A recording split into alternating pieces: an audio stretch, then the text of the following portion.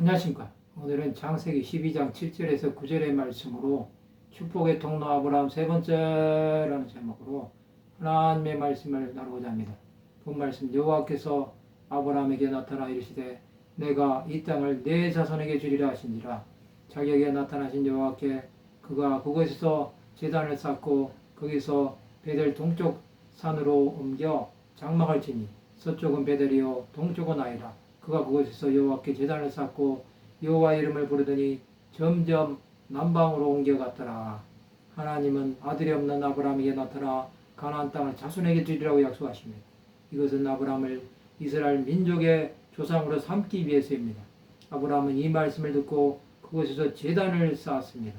아브라함은 가는 곳마다 예배를 드린 것입니다. 그는 거기서 베델 동쪽 산으로 옮겨 장막을 친 것입니다. 그 서쪽은 베델이요 동쪽은 아이였습니다. 베델은 아브라함의 자손 야곱이 형 에서를 피해 외삼촌 라반의 집으로 가다가 돌기둥을 베고 하나님께 11조를 소원했던 것입니다. 아이는 이스라엘 백성들이 여리고성을 점령한 후에 점령한 성입니다. 아브라함은 가나안 땅을 점점 밟아 나간 것입니다. 그는 또 그곳에서 하나님께 제단을 쌓았습니다. 그의 믿음은 항상 하나님을 찾았습니다. 그는 점점 네겝으로 옮겨간 것입니다. 네겝은 이스라엘 남부에 있는 지방입니다.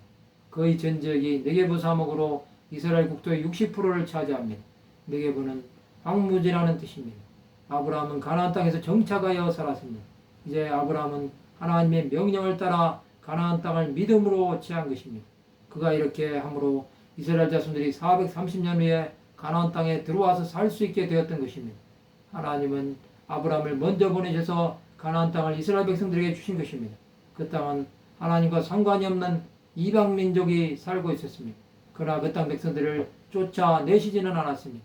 이스라엘이 출애굽한 후에 가나안 땅은 여호수아와 갈렙을 통해서 이스라엘 민족의 땅이 되는 것입니다. 하나님의 방법은 사람이 알 수 없습니다. 하나님께서 주시겠다고 하면 우리는 믿음으로 지어야 합니다.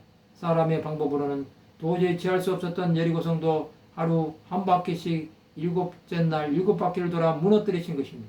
우리는 하나님 앞에 예배자의 삶을 살아야 합니다. 그것은 우리가 자격이 있어서가 아니라 하나님의 뜻을 따라 살라는 것입니다. 내 생각과 계획을 내놓고 주 예수를 바라보아야 합니다. 예수 앞에 나온 사람은 하나님께서 버리지 않으십니다. 아브라함이 불렀던 주 예수의 이름은 우리도 불러야 합니다. 그 이름은 우리를 살리는 이름입니다. 우리는 하나님 앞에 날마다 거룩해져야 합니다. 그것이 우리가 이 땅에 남아있는 목적이 될 것입니다. 하나님의 이름을 높이고 살았던 수많은 믿음의 사람은 하나님 나라의 귀하게 쓰임을 받은 것입니다.